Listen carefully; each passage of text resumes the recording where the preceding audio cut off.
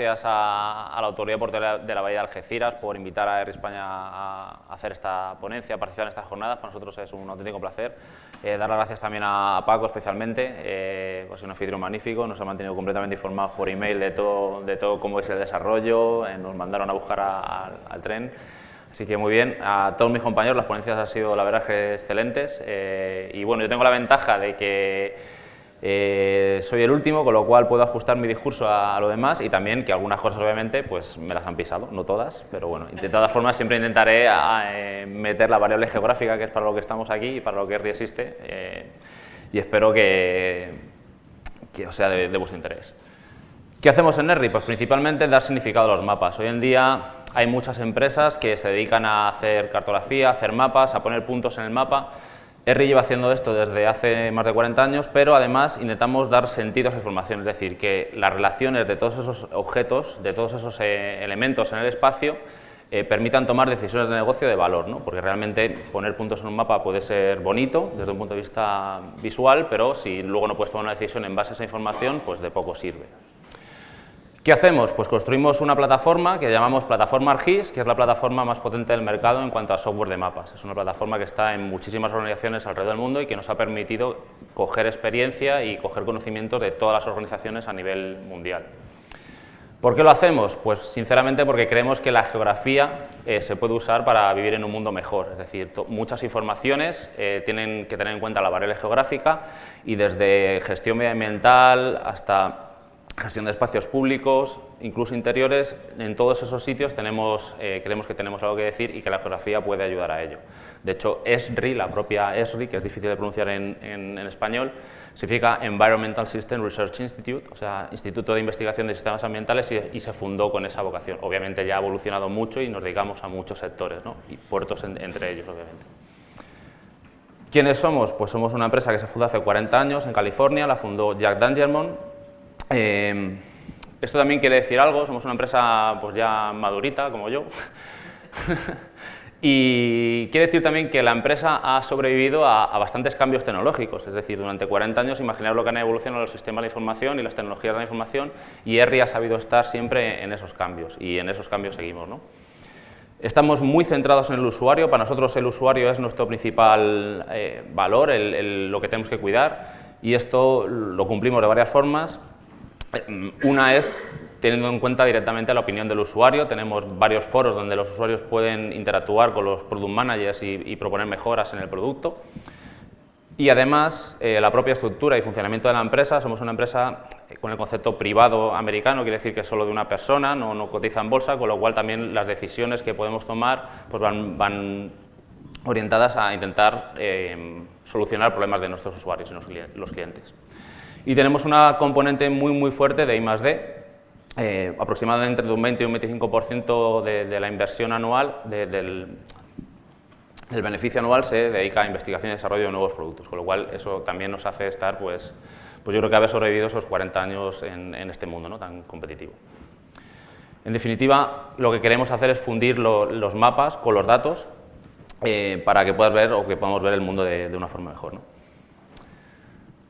Esto es donde trabajo y ahora ¿quién soy yo? Yo soy el responsable de tecnología e innovación de RI España y aunque parezca mentira, yo no soy un experto en Big Data. Lo reconozco así, soy humilde y lo soy porque creo en esta máxima al final, que viene a decir que bueno, para tener expertise o conocimiento en una materia pues tienes que tener 10.000 horas de práctica, ¿no? Obviamente las horas se pueden reducir poniendo mucho foco y siendo muy inteligente, yo soy de la media, entonces yo no he llegado a ese nivel todavía, ¿no? Para que os hagáis una idea, 10.000 horas es como si una persona trabajara 8 horas todos los días, domingos, festivos, Semana Santa, puentes, etc.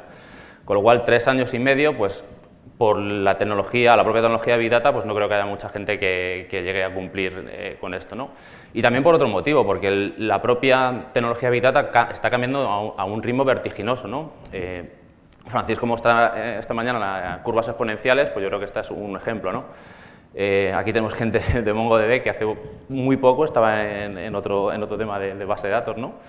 Y yo creo que es algo que es así. Y aparte, hoy en día decir soy experto en Big Data es como decir soy experto en Internet. Bueno, pues ¿experto en qué? En Web Services, en SEO, en blogs, ¿en qué, no? En sockets, hay muchas cosas, ¿no? Esto es un acertijo. Aquí hay distintas edades, afortunadamente, unos de mi quinta y otros no, y no sé si alguno sabe o podría reconocer qué es esto.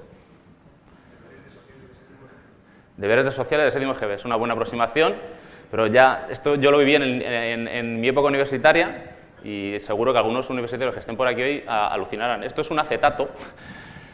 Antes en las clases de geografía o en las clases de la universidad los profesores no tenían PowerPoint, no había nada digital y te ponían un proyector con una cosita encima de plástico y te proyectaba las cosas, ¿no? Y eso era el PowerPoint. Afortunadamente la tecnología ha mejorado desde entonces. Algunos de vosotros, seguro por las canas que veo, lo habéis vivido.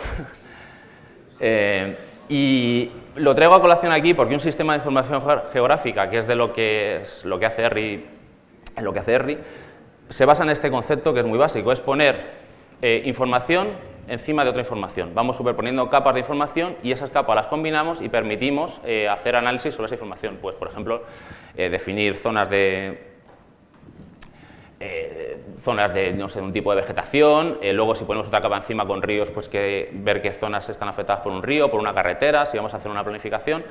Cuando se habla de transformación digital, prácticamente los sistemas de información geográfica, este fue el proceso de transformación digital que vivieron. Pasaron del acetato a unos sistemas digitales, ¿no? Donde estas capas pues, se almacenan en base de datos. ¿Qué es un GIS? Porque todo el mundo parece que, igual todos lo sabéis, pero yo creo que es bueno recordarlo, por lo menos lo que entendemos de ERRI, que es un sistema de información geográfica. No es nada más que esto, ¿no? Un sistema que permite analizar y ver cómo se interrelacionan los datos que tienen un contexto geográfico. ¿Y para qué vale un sistema de información geográfica de ese tipo? Primero y principal, para ahorrar costes y mejorar la eficiencia, y espero que a lo largo de la presentación pues sea capaz, con el ejemplo que he traído de uso de datos, mostraros que esto efectivamente es así. Mejorar la toma de decisiones. Una problemática que por nuestra experiencia en el trabajo de puertos hemos encontrado es que no todos trabajan desde el mismo mapa, desde el mismo origen de datos. Hay gente que usa un mapa de una fuente, otra gente que usa un mapa de otra fuente, hay una cosa en el mundo que se llama proyecciones, porque resulta que la Tierra no es redonda, tampoco es esférica, tampoco es aplanada por los polos, es más bien un pomelo irregular que es más achatado por el sur que por el norte. Todo eso tiene una serie de irregularidades y eso ha llevado a los matemáticos a hacer una cosa que llaman proyecciones, que sirven para medir muy bien las distancias en ciertas zonas. ¿Qué ocurre? Que cada zona del mundo tiene una proyección y los marinos en mar pues, trabajan con un sistema de coordenadas, la gente en tierra trabaja con otro y eso genera problemáticas. Entonces, si no tenemos un sistema que permita aunar toda esa información, la toma de decisiones se complica, ¿no? Mejora la comunicación. Hoy en día ha salido aquí también varias veces, difundir el trabajo que estamos haciendo, como estas jornadas, por ejemplo, es importante y un mapa comunica muy bien. Quien no ha visto un mapa electoral hoy en día, un mapa de porcentaje de votos, etcétera, eso es algo evidente, ¿no? Es un sistema que permite mantener coherencia, mantener un registro de la información coherente. Cuando hablamos de sistemas de información, no estamos hablando, por ejemplo, solo de ríos, sino, por ejemplo, de modelar una red de distribución de aguas, ¿no? Y saber qué pasa si si cierro una válvula en una zona, cuántos de mis usuarios se van a ver afectados. O en un puerto, qué zonas del puerto se quedarían sin distribución de agua porque ha tenido que haber una avería en una zona. Mantener eso bien y modelizar eso bien con una forma inteligente es parte de lo que hace un sistema de información geográfica. Y obviamente gestionar los activos de forma geográfica, es decir, prácticamente dicen que el 80% de la información tiene una componente geográfica, no sé si será ese el dato preciso o no, pero desde luego todo está en una posición y saber dónde está para saber ir a arreglarlo, cuando tienes que arreglarlo, etcétera, pues es importante. La siguiente pregunta que nos podríamos hacer es si los datos geográficos son Big Data. Pues depende, sí, pueden ser Big Data y llevan siendo Big Data años, es decir, nosotros siempre nos hemos encontrado con el límite de la máquina, ¿no? Cuando tienes que manejar una imagen satélite de grandes dimensiones de todo el planeta, pues es una información que es posible que tu sistema no pueda manejar. Por ejemplo, volviendo a la definición de las 3 Vs, ¿no? De velocidad, pues las posiciones de los barcos, de los coches, en función del número de posiciones que tomes por segundo o por minuto, pues puede llegar a ser Big Data o no. En cuanto a variedad, tenemos la variedad de formatos geográficos es enorme. Hoy se ha mostrado aquí uno de ellos, que es GeoJSON, GeoJSON.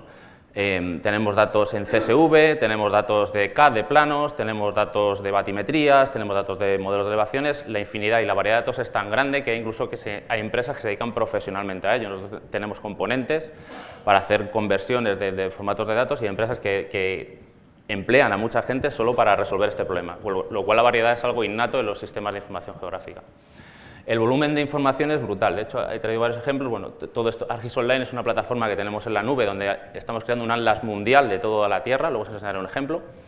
Pero por ejemplo la Agencia Atmosférica Norteamericana, la NOAA, va a lanzar nuevos satélites que hablan de volcar 30 teras de datos por día de información de todo el mundo, con lo cual los retos pues, son enormes. Pero además, y ya se ha comentado también esta mañana, es importante saber que los datos son fidedignos. Esto es algo siempre que ha preocupado mucho en los sistemas de GIS por motivos obvios. Seguro que conocéis historias de peleas en los pueblos por las lindes de mi parcela, ¿no? O sea, al final, si tú has cartografiado mal un sitio y la linde está 2 metros para allá, pues alguno habrá muerto, bueno, alguno no, muchos han muerto por cosas de estas, ¿no? Por peleas en cuanto a linderos, ¿no? Que el dato sea correcto y que sea fidedigno es súper importante. Porque dicen que bueno, una cosa mala es no tener datos, una cosa aún peor es que sean erróneos, ¿no? Y que tomes tus decisiones en base a datos erróneos, ¿no? Entonces la veracidad de los datos es muy importante. Y lo último, el valor. El valor es un poco lo que comentaba mi compañero esta mañana, es un poco absurdo, ¿no? El valor se le supone a los datos, si no, ¿para qué vas a hacer, para qué te vas a meter en jaleos, ¿no? Pero sí que es importante tener en cuenta a la hora de tomar decisiones. Puede ser muy interesante para un proyecto de I+D, de una tesis doctoral, pues bueno, que se analicen con sensores el movimiento de las 40 millones de hormigas que hay en el puerto de Algeciras, pero como valor de negocio para el puerto, pues es obviamente nulo. Quizá para un entomólogo sea muy interesante, pero para el resto, pues para nosotros, pues en este caso no. Y la siguiente pregunta que nos podemos hacer es si los datos geográficos o los datos de un puerto son Big Data. Bueno, creo que hoy ha quedado más que claro con mis compañeros anteriores que obviamente sí, el volumen puede ser brutal. Pero por dar otra perspectiva, pues por ejemplo las trazas de los barcos que se siguen con un sistema que se llama AIS, que es Automatic Identification System, todo ello, todas las trazas mundiales se están registrando ahora mismo a día de hoy, no sé la frecuencia, dependerá de cada caso, pero todo eso se puede volcar en un sistema de Big Data.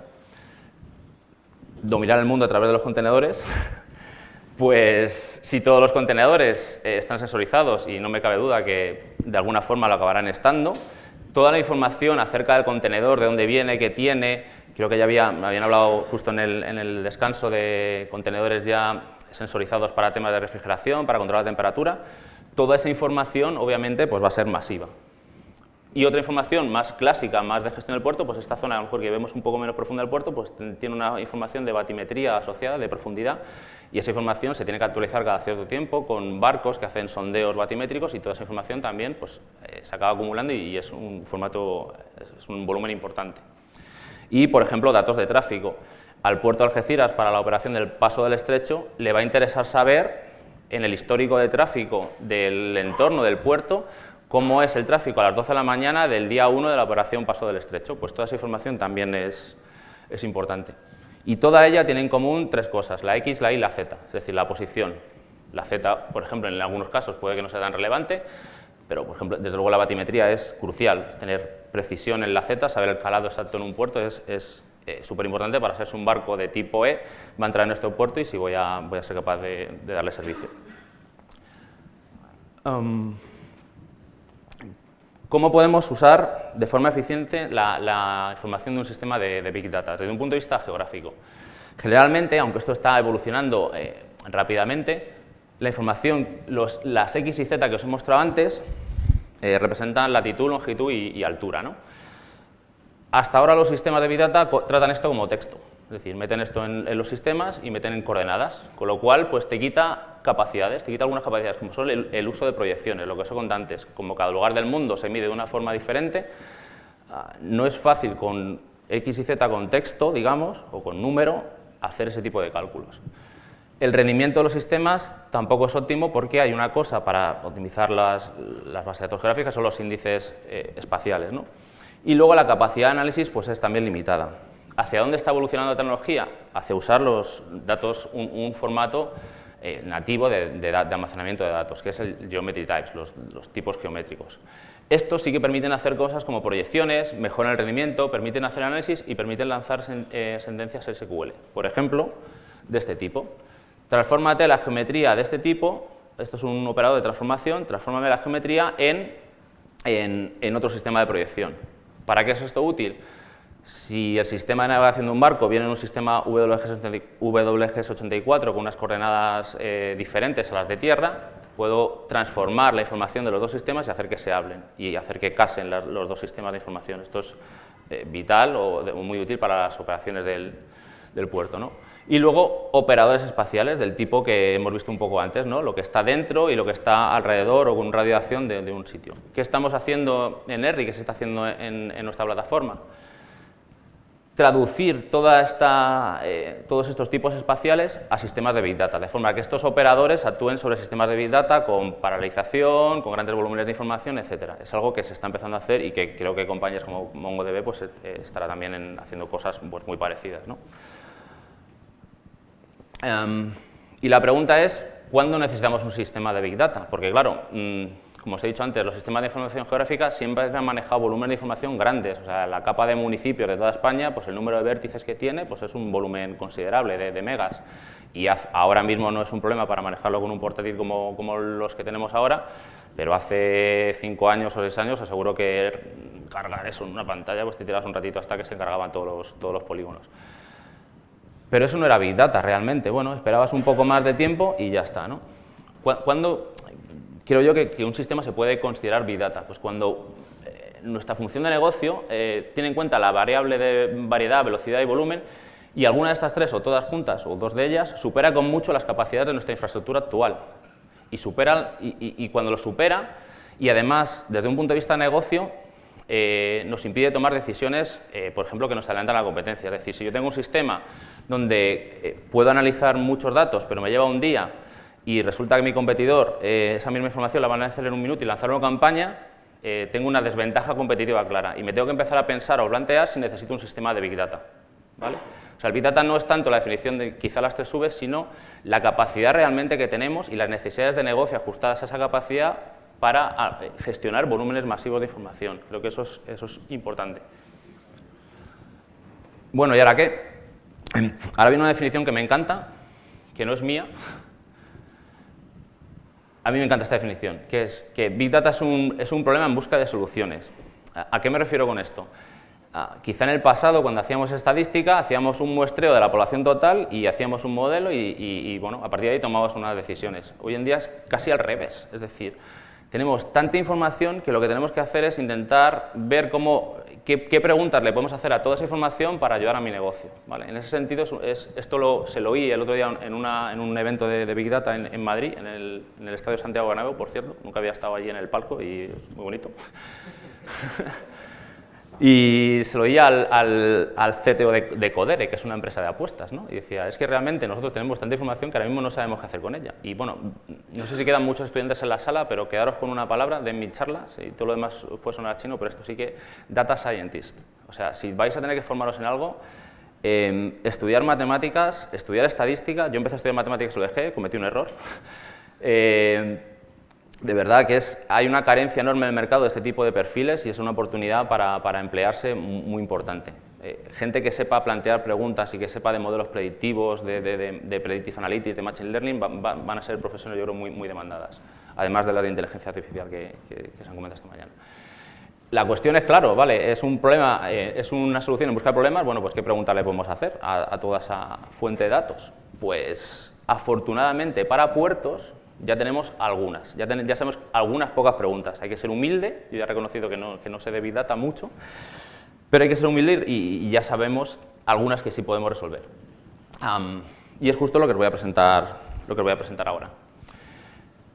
Este caso de uso viene del puerto de Rotterdam, que creo que es una referencia importante en el mundo de los puertos, y parte de la información que tenía almacenada en ICE.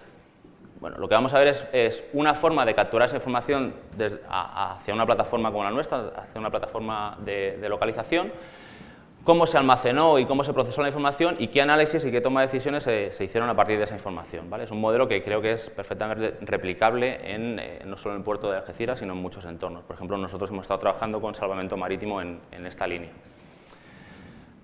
¿Qué se puede hacer a día de hoy para capturar la información de ICE? Esto no pretende reemplazar a los sistemas de ICE, sino simplemente, puesto que los ICE están emitiendo la información, nosotros podemos conectarnos a ellos y también almacenarla en un sistema y volcarla a nuestro sistema para hacer análisis. Entonces, lo que podemos es inyectar información de flujos de datos en tiempo real, que aquí pues, nos interesaría a los barcos, pero ¿por qué no? Pues lo que están diciendo las redes sociales o lo que se está diciendo en Instagram acerca de mi puerto, toda esa información, procesarla e irla metiendo en un sistema.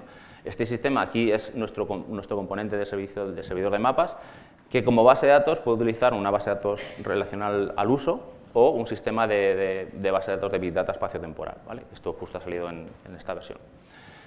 Podemos analizar esos flujos de información, es decir, aquí no solo inyectamos, sino que hacemos preguntas geoespaciales a esa información, dime lo que está dentro, dime lo que está fuera, dime lo que ha entrado, lo que ha salido, todo eso lo podemos hacer. Y además podemos enviar esa información a aplicaciones, a otros sistemas, a un sistema de MongoDB, de Hadoop, a lo que queramos, ¿vale?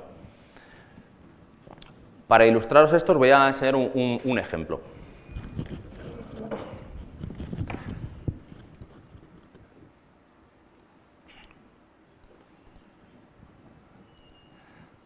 Lo que voy a hacer ahora es lanzar un simulador, que lo que está haciendo es cogiendo posiciones simuladas de un CSV, donde vienen las posiciones de los barcos de ICE, ¿vale? Este es el simulador abierto. Va a mandar posiciones de 6 barcos cada 6 segundos, ¿vale? Y aquí tiene un archivo donde están todas esas posiciones. Son posiciones simuladas, pero que esto obviamente se puede conectar a un sistema real. Y lo que voy a hacer es mostrar esta información en un cuadro de mando.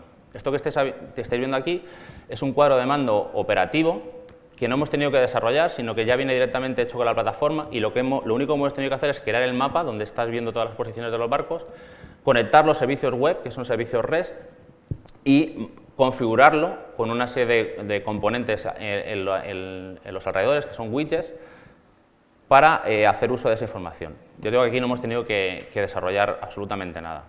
Como veis, los barcos se están moviendo, están simulando el movimiento, no es movimiento real, y veis que tenemos 3 zonas de actuación. Simplemente lo que he definido son 3 áreas, entonces cuando un barco cruza una de esas áreas, el sistema toma una decisión, pues envía una notificación o lo guarda en base de datos y además veis que automáticamente también está creando los puntos de la ruta. Esto es útil, por ejemplo, y es precisamente lo que les interesó en salvamento marítimo, para hacer un análisis histórico sobre las posiciones de los barcos. Cuando un barco apaga el sistema ICE, pues en muchos casos desaparece de la pantalla o puede desaparecer, eso es lo que les pasaba a ellos, entonces registrando esta información en una base de datos espacial pueden volver a hacer preguntas a la base de datos con el tiempo para ver si ese barco estaba ese día en esa posición. ¿Por qué le interesa al salvamento marítimo esto? Porque cuando hacen una operación de rescate tienen que ir a una determinada zona y les pueden decir, oye, que llegaste tarde. Bueno, pues yo puedo hacer una búsqueda de ¿es verdad que en Maspalomas el día 3 en esta área no había un barco esa semana hasta ahora? Pueden hacer una búsqueda espacial y confirmar que efectivamente es así. ¿Cómo lo hacen eso ahora? Con papel. Imaginaros el ahorro enorme de tiempo y de coste que eso supone para una organización como SASEMAR. Vale, este cuadro de mando es interactivo, de forma que yo tengo aquí, bueno, puedo ir haciendo, aquí solo tengo 6 barcos, puedo ir navegando por los barcos y puedo hacer incluso un seguimiento, puedo decir que quiero seguir uno de estos barcos y automáticamente el mapa se me va a seguir. Si os habéis fijado, abajo a la derecha me han salido unas alertas, me han ido saliendo alertas del correo electrónico, no es que lo haya querido cerrar, sino que os quería enseñar precisamente una de las capacidades de esta tecnología, que es precisamente esta, ¿no? No sé si se ve bien, pero bueno, que el barco con la matrícula esta accedió a la zona de seguridad a 6 nudos, me está lanzando una alerta. Esto puede ser útil precisamente, no quizá para el control directo de las operaciones marítimas, que ya está solucionado por otras plataformas, sino para alertar a, por ejemplo, a policía portuaria, a gente de rescate, si viene un barco con problemas o con pasajeros, pues por ejemplo a gente de emergencias para que vaya directamente a la zona a ayudar en la operativa. ¿Vale? Toda esta información se está manejando aquí. Y esta información que estáis viendo aquí también se puede acceder, esto es una aplicación de escritorio que se puede poner en pantallas, pero también se puede acceder a través de una aplicación web. Esto es una página web reiniciar. Esto es una aplicación web que está construida en HTML5, que es un clon exacto de lo que estáis viendo en la aplicación de escritorio. Y de nuevo esto no lo hemos tenido que desarrollar, sino que simplemente hemos tenido que configurar la aplicación de escritorio y automáticamente se nos ha generado una versión web. También pensar en el ahorro de costes y de tiempo que supone montar una aplicación de este tipo para una organización.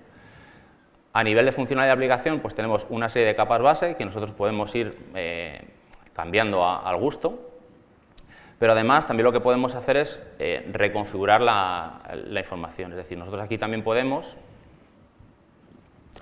si queremos, por ejemplo, incorporar la información de las cartas náuticas directamente sobre el mapa. Entonces, si me vamos a... Esto es un portal de información geográfica del puerto, donde toda la información geográfica está en un único lugar y que es fácilmente accesible. Y poder buscar precisamente el mapa con el que da origen o que nutre a esta aplicación de cuadro de mando, ¿no?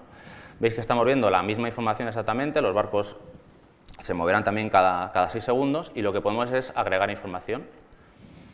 Voy a mi organización y yo sé que en mi organización tengo un servidor de mapas que me proporciona cartas náuticas. Bueno, pues yo puedo agregar esta información. Puedo agregar la información de la carta náutica de forma que tenga todo dentro del mismo sistema. Vale, ¿veis cómo se me ha agregado? La carta náutica, como tiene diferentes niveles, según me voy acercando, me va mostrando más o menos información y, por ejemplo, pues puedo quitar la parte esta de la tierra, porque quizá no me interese tanto. Puedo dejar solo la parte del mar y cambiar aquí pues, a la parte de tierra con imágenes satélite. Entonces veis que estamos mezclando, es una arquitectura completamente orientada a servicio, donde estamos mezclando diferentes fuentes de información en un único cuadro de mando. Si yo ahora guardo esta configuración de mapa, y actualizo la página web, bueno, veis que ya se había actualizado, se había cambiado la...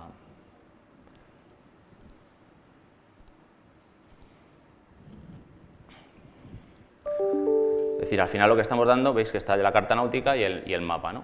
Estamos dando en un único cuadro de mando una información coherente de la parte de mar y de la parte de tierra, lo cual es muy importante y muy útil para las operaciones de gestión portuaria. Vale, volviendo a la presentación, ¿qué es lo que hemos visto un poco por debajo de esto? Hemos usado un componente de nuestra plataforma que se llama la extensión de GeoEventos o GeoEvent Extension, que tiene una serie de conectores de entrada, input connectors. Algunos de ellos, o muchos de ellos, vienen ya directamente con el producto directamente de la caja. Otros, tenemos una comunidad bastante activa en GitHub, los mantiene la comunidad, es decir, hay empresas de terceros que crean nuevos conectores, y también hay empresas comerciales, por ejemplo, una que es ExactEarth, que proporciona datos de ICE, que también tiene un conector nativo con este componente, de forma que, bueno, pues si se contacta con estas empresas, simplemente os da el conector, pagáis la cuota que hay que pagar a la empresa y tenéis toda esa información para utilizarla como un stream de datos de la forma que queráis. ¿Qué se hace una vez que ha entrado la información aquí? Pues de todo. Podemos añadir campos, podemos quitar campos, podemos, obviamente, ¿está por aquí? Ah, no, eso es el siguiente punto. Lo que hemos hecho aquí es, justamente, cuando me ha lanzado la alerta del email es porque un barco ha entrado en una zona que yo he definido. Ese tipo de reglas se definen aquí, se definen de una forma gráfica y visual. Esta es la zona que me interesa, si un barco entra aquí, lánzame un email. Y la salida, lo mismo, pues aquí enviar un SMS, enviar un email, añadir un evento a un Big Data Store, mandarlo a nuestros amigos de MongoDB para que hagan su análisis de contenedores y nos dominen. Es decir, podemos jugar con todo esto de muchísimas formas. ¿Qué se hizo en el puerto de Rotterdam exactamente con estos datos de ICE? Lo que se hizo fue, bueno, tenían un volumen de 5 terabytes de información desde 2009, que era 1 terabyte por año de datos de ICE, que tenían esta pinta que veis aquí. La velocidad de inserción de registros era de 1000 por segundo, con lo cual cumple las 2 Vs, aunque no la tercera, ¿no? La variabilidad era siempre CSV, porque ya tenía el sistema de forma que saliera en CSV. Bueno, como os he dicho, 2 de las 3 Vs superaban con creces la capacidad razonable que tenía sus entornos de tecnología para manejar esta información y tomar decisiones, porque al final, vale, sí, pueden meter una megabase de datos enorme, comprar ampliar mucho la capacidad de sus sistemas, de sus arquitecturas, pero eso igual no les vale, ¿no? Entonces dijeron, bueno, pues esto tiene pinta de Big Data. Y se optó por una solución, eso estoy hablando hace 2 años y medio, 3, que usaba estas piezas. Por un lado tenía un clúster de Hadoop que usaba máquinas muy baratillas, se amplió la capacidad simplemente de almacenamiento, pero eran máquinas bastante normales. Y luego se hizo la inyección de todos los datos de ICE a través de Flume, que es una librería de Hadoop, de Apache para meter datos, para cargar datos, y luego se desarrolló unos componentes. Aquí llamaros la atención sobre dos cosas. La primera es que estos datos ya eran históricos, ya eran pasados, es decir, ya estaban recogidos por el sistema, con lo cual se hizo una carga masiva, ¿no? Pero con el componente que os he enseñado antes se puede hacer en tiempo real, es decir, que a la vez que el sistema ICE está ayudando a tomar decisiones en la operativa del puerto, de gestión del puerto, de las operaciones marítimas, también se puede ir metiendo en un sistema de Big Data para ir luego, a medida que vaya siendo necesario, tomar decisiones o enriquecer los modelos predictivos que ahora veremos. Y luego, por otro lado, y esta es la parte que hizo Esri, fue una barra de herramientas en Java que precisamente permitía hacer con MapReduce de entonces, ahora ya digamos que serían quizá otras tecnologías como Spark, pues permitió justamente eso, hacer análisis espacial sobre todo ese flujo de información. ¿Vale? ¿Y qué análisis hicimos? Bueno, aquí usamos una librería que está en GitHub, que se llama GIS Tools for Hadoop, que sigue en constante evolución. De hecho hay una versión ahora que soporta Spark y bueno, está evolucionando constantemente. Se hicieron 4 herramientas. Una, simplemente la Polytrack Tool, pues parecido al ejemplo que os he contado de SASEMAR, que en cierta zona del puerto pudiera saber la ruta que ha seguido un barco en un determinado periodo de tiempo, pues para ver, por ejemplo, pues eso, imaginaos que ha habido un incidente en el puerto, pues tener esa información rápidamente. Un análisis de las velocidades medias de los barcos, por ejemplo, para tomar decisiones en cuanto a la potencialmente sobre la sostenibilidad medioambiental que puede tener el puerto. Si la velocidad es alta, pues se consume más, se emite más CO2, más NOx, etcétera, más partículas, con lo cual, pues tener esa información también puede ayudar a gestionar eso. Una línea vertical donde nos dice, podemos dibujar una línea y nos dice qué barcos van hacia un lado y qué barcos van hacia el otro, pues para identificar zonas de mayor o menor tráfico, ¿no? Y luego una zona de densidad, un análisis de densidad. Bien, todas estas herramientas son muy útiles y están muy bien, pero hay que hacerlas accesibles a toda la comunidad de usuarios del puerto, bueno, o a todos aquellos interlocutores que puedan necesitar hacer uso de estas herramientas. Con lo cual, si no tenemos una plataforma que permita publicar esto como servicios y utilizarlo de forma sencilla, pues de poco nos sirve, ¿no? Que el analista todavía súper experto solo tenga acceso y le tenga que llamar para que te dé esta información, cuando lo único que tiene que hacer un usuario es hacer un clic o 3 clics de ratón para dibujar esa línea, pues no merece la pena. Y lo que se hizo fue, se publican como servicios web y se embeben en una página. Creo que está cerrada la puerta de salida.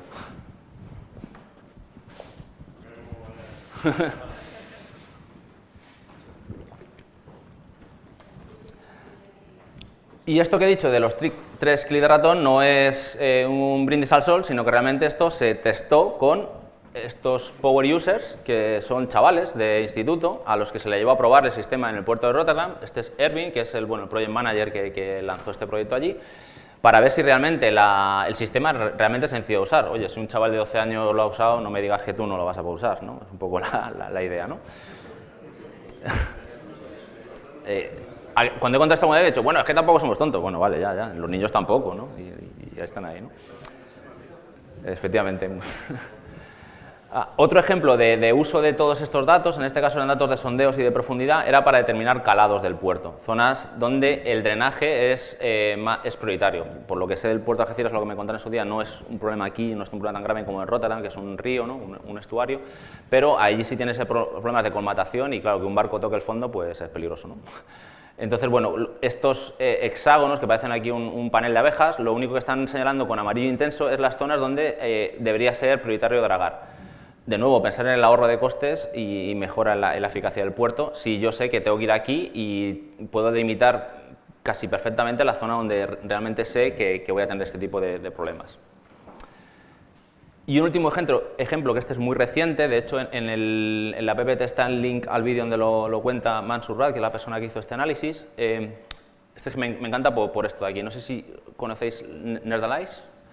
Bueno, pues es que me parece increíble, es una empresa holandesa que ha decidido hacer su modelo de negocio es que vende radiadores, pero esos radiadores tienen un sistema de Big Data dentro, con lo cual tu análisis lo mandas al radiador de la casa del que sea a través del cable de fibra, de tu conexión a internet, tienes una conexión de fibra, y como esto consume bastante energía y genera bastante calor en el proceso, pues tu casa se calienta.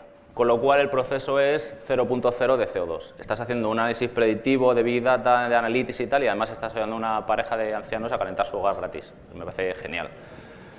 Meteros en la web porque es muy curioso, tiene algunos vídeos, está en holandés, pero es realmente curioso, ¿no? El tipo de cosas que se ocurren a la gente. Y bueno, esta ballenita con contenedores no es un guiño a los puertos, sino que es una tecnología que se llama Docker, que está bastante en boga, donde permite levantar, es una especie de máquina virtual, que ayuda bastante al desarrollo de aplicaciones de microservicios y aplicaciones bastante ágiles, ¿no?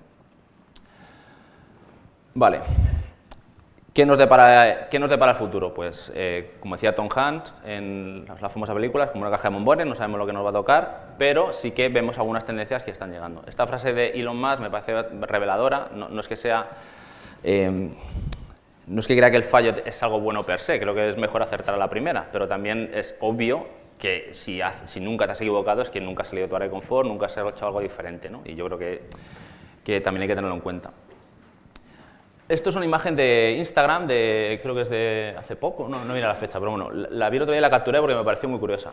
Tesla Motors ha conducido 47 millones de millas en autopilot y cuanto más conduces, más aprendemos en Tesla. Tesla, bueno, no sabemos si su modelo despuntará, si va a lograr vender muchos coches eléctricos o no, yo creo que sí.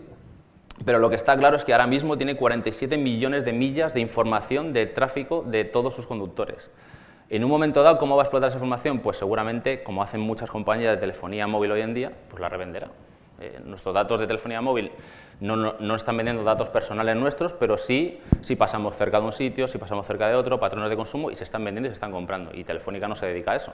Es un poco el modelo de Amazon, ¿no? Amazon no se dedicaba a hacer cloud computing, ni EC3, ni storage, ni nada de eso. Vendía cosas, pero empezó a desarrollar cosas para que su negocio fuera eficiente y acabó con una línea de negocio completamente nueva. Intuyo que por algún lado también harán cosas de estas. Y en el otro lado es un proyecto en el que, justo creo que me llegó antes de ayer, Rolls-Royce está embarcado en un proyecto de navegación automática, drones de barco, no sé si se dice así exactamente, pero bueno, UV, ¿no? Era. Y va a empezar a investigar esta cosa. Esta cosa sí tiene un rollo muy futurista, pero estoy convencido que estas antenitas que están aquí van a tener que transmitir y enviar información a los puertos a la velocidad de la luz para saber desde los contenedores que tiene dentro hasta el tamaño del buque, el calado, si el puerto tiene un muelle de este tipo o de este otro, si tiene la grúa de esta forma o de esta otra, es decir, todo esto va a haber un flujo de información enorme y aquel puerto que no esté preparado con unas tecnologías suficientemente adecuadas para este modelo, pues se quedará fuera. Los barcos estos irán a otro sitio, ¿no? Entonces es algo que a futuro pues hay que tener en cuenta. Y un concepto que os quería también traer a colación es este concepto que es el del lago de datos, ¿no? El Data Lake. ¿Qué están haciendo algunas organizaciones? Dicen, bueno, yo tengo mi CRM, mi ERP, mi base de datos de toda la vida, mi base de datos geoespacial, mi nueva base de datos de MongoDB. Mira, voy a meter todo esto en un sistema, en un lago de datos, voy a poner una arquitectura de Big Data sobre todo ello y voy a explotar la información de distintas formas en función de lo que vaya necesitando. Este sitio tan bonito, ¿alguien sabe cuál es? Hay 2 lagos en España, naturales, luego hay pantanos. ¿Nada? Lago de Sanabria, exacto, Lago de Sanabria, muy bonito, si no habéis ido, pues tiene una ruta muy chulas para ir. Pues este concepto también es interesante. Lo primero es reconocer que no lo sabemos todo, es decir, que podemos saber mucho de gestión portuaria, pero no sabemos lo que se puede hacer con nuestra información. Hay por ahí un montón de cabezas pensantes que probablemente sean mucho más inteligentes que nosotros, o igual de inteligentes, pero con otra visión, y que pueden explotar la información que tenemos y que no sabemos para qué podemos utilizar de otra forma, ¿no? Obviamente, y lo hemos hablado antes también en la comida, no toda la información va a tener que ser pública, hay cuestiones de privacidad, hay cuestiones de negocio, pero tenemos que empezar a pensar qué datos podemos abrir para precisamente que la comunidad pueda aportar valor sobre ellos. Y cuando hablo de la comunidad estoy hablando de pymes de la zona, de startups, de la administración local, educación y por supuesto pues lo que son hackatones, ¿no? Invitar a la comunidad de usuarios a utilizar todo ese lago de datos abiertos con información portuaria para hacer una explotación diferente que incluso nosotros no hemos pensado que se podría hacer con toda esa información. Como conclusiones, El Big Data Analytics es evidente que necesita la variable geográfica, y más en un entorno portuario donde el movimiento de transporte, mercancías y de pasajeros está a la orden del día. Ya es posible explotar esa información de Big Data con la tecnología que tenemos actualmente y tomar decisiones como se ha hecho en el puerto de Rotterdam. Creo que cuanto antes lo hagamos mejor, no sé si en fase piloto, no sé si con un proyecto ya en mano, habrá que buscar las formas de hacerlo, pero creo que cuanto antes lo hagamos más rápido vamos a aprender y estaremos mejor posicionados desde un punto de vista competitivo para adelantarnos a la competencia, que en el caso del puerto de Algeciras son otros puertos, pues tenemos Tánger, tenemos otros puertos europeos o incluso españoles, ¿no? Debemos preparar nuestros sistemas y capturar datos para los desconocidos que desconocemos, es decir, un montón de cosas que a lo mejor no se sabía que podíamos hacer con nuestros datos, pero que están ahí, que en un momento dado un tercero sí que le puede encontrar la utilidad, le puede encontrar el valor. Y por último, y creo que es un mensaje clave y que creo que está dentro también del espíritu del Brainport y del espíritu de la autoridad portuaria, que es la colaboración. Aquí vamos a tener que interactuar muchos actores, de gente del puerto, gente de diversas empresas, y creo que es importante tener eso en mente, es decir, cada uno tenemos nuestro área de conocimiento, tendremos más conocimiento en la parte geo y menos en la parte Big Data, otros al revés, y todos tenemos que buscar la forma de colaborar para precisamente aportar valor al puerto, que es de lo que se trata aquí. Y yo nada, quería lanzar un reto ya que me han confirmado que el año que viene sí que va a haber jornadas tecnológicas aquí en Algeciras. Bueno, pues invitar a todos los que hemos participado aquí a que el año que viene presentemos algo en conjunto, ¿no? con todo lo que se puede hacer con los datos portuarios, que yo creo que sería un ejemplo de que hemos progresado algo en esta línea y que vamos en el buen camino. Y nada más, si tenéis alguna pregunta, encantado de responder. Gracias.